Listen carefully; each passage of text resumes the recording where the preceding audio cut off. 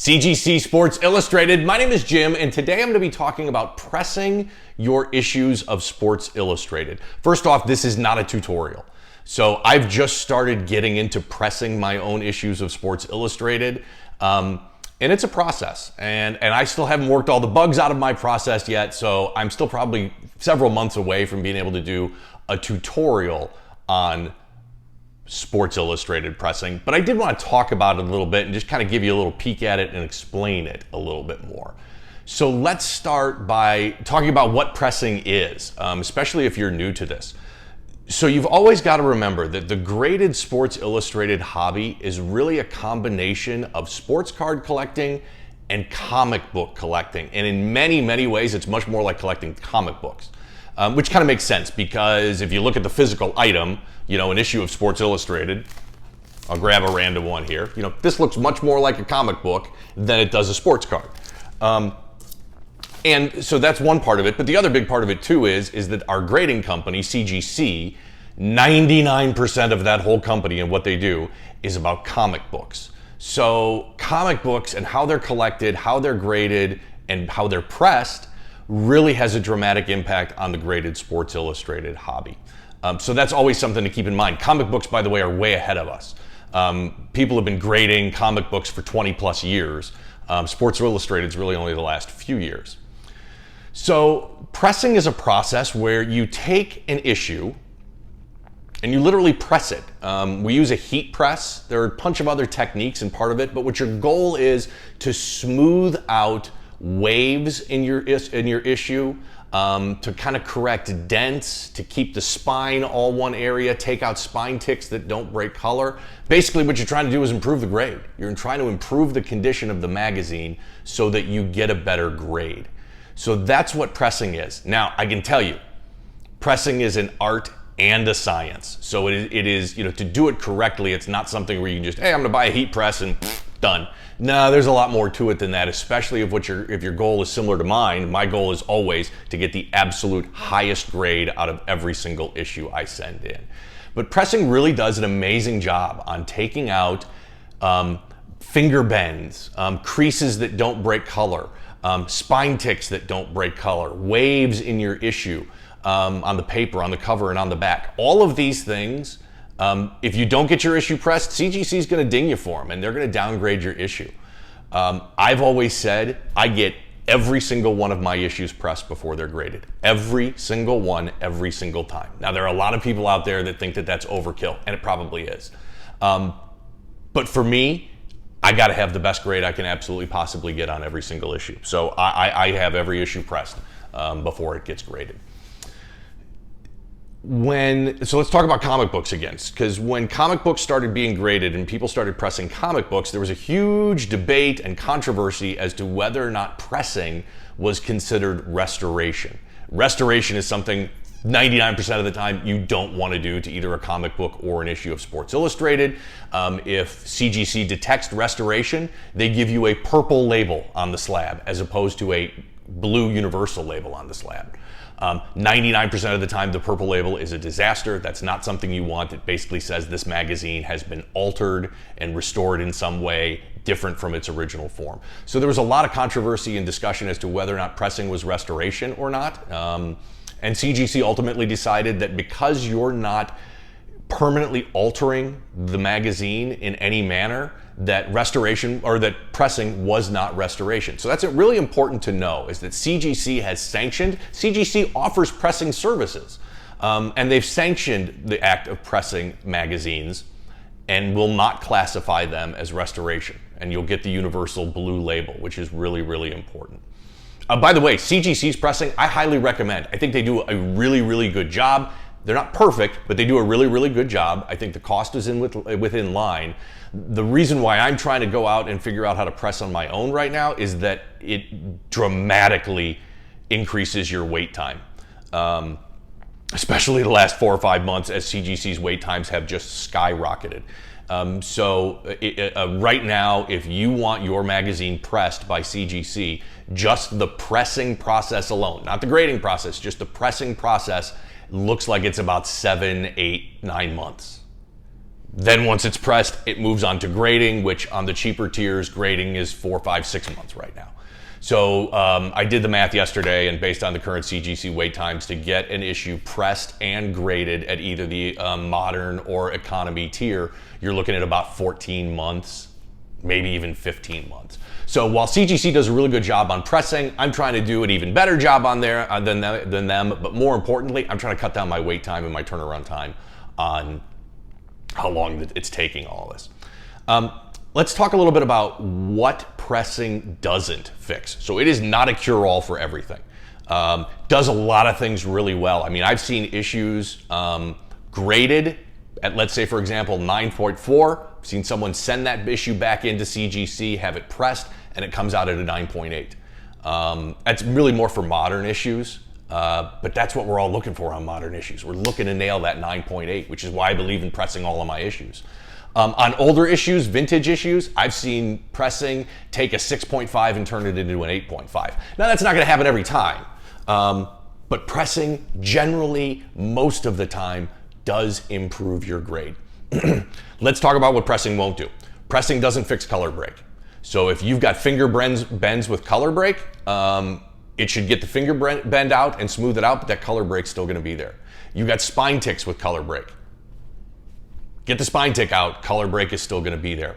It's not gonna improve color wear and spine stress. So when the magazine gets opened, where the front cover and back cover come together, that puts stress on that spine right there and the color flakes off. Pressing's not gonna fix that. If you've got a crease in the magazine that breaks color, pressing's not gonna fix that. So it's not this magical cure-all, but it does fix a lot of problems, and it does help your grade in a lot of ways.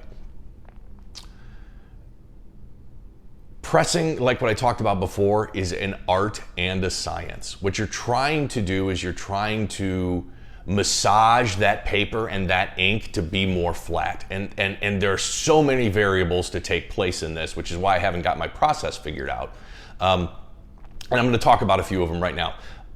Again, going back to comic books. And by the way, tons of amazing comic book pressing videos. If this is something you want to take a deeper dive into, just search on YouTube for comic book pressing.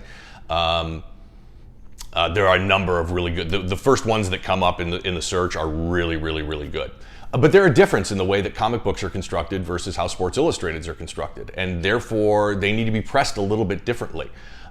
Sports Illustrated has always been a premium, high glossy magazine, even from 1954 when it came out.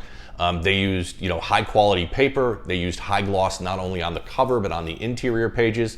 That's dramatically different than comic books. Comic books traditionally have a glossy front and cover, but a lot of the vintage issues, all the vintage issues, were done on a really cheap, like newspaper type paper.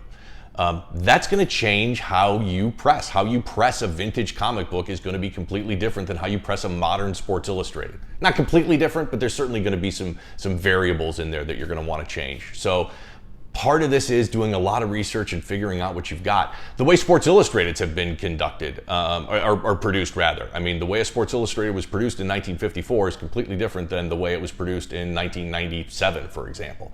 The paper was different, the ink was different.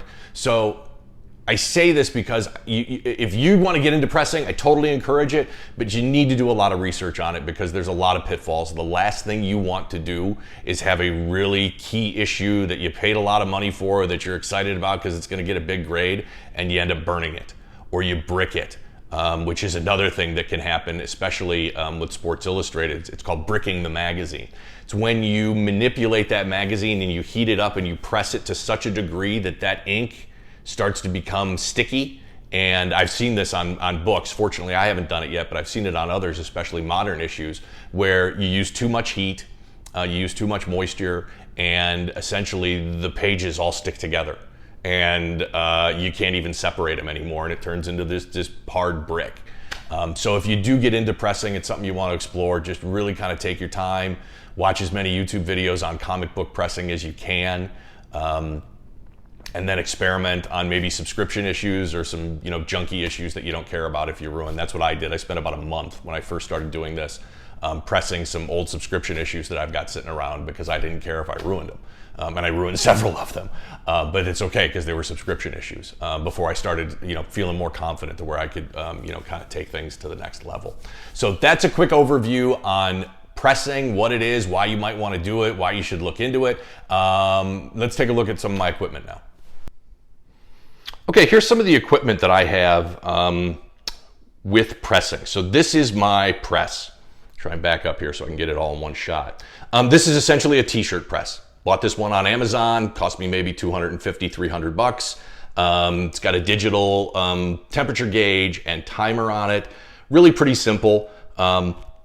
What I really like about this press is that this portion here is a full clamshell that lifts up. I've got a magazine being pressed right now, so I can't really show it to you. Actually, I can.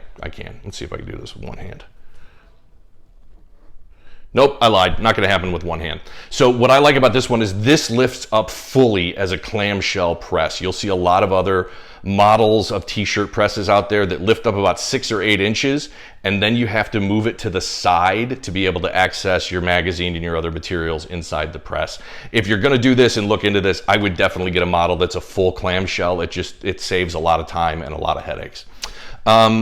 This is another item that's part of the pressing process. This is silicone release paper, really important because this keeps things from sticking together in there. And again, like I said, I'm not ready for a tutorial. I'm just kind of giving you guys a sneak peek at some of the materials I use and how this works. But silicone release paper, pretty cheap on Amazon. I think I got 200 sheets for 20 bucks.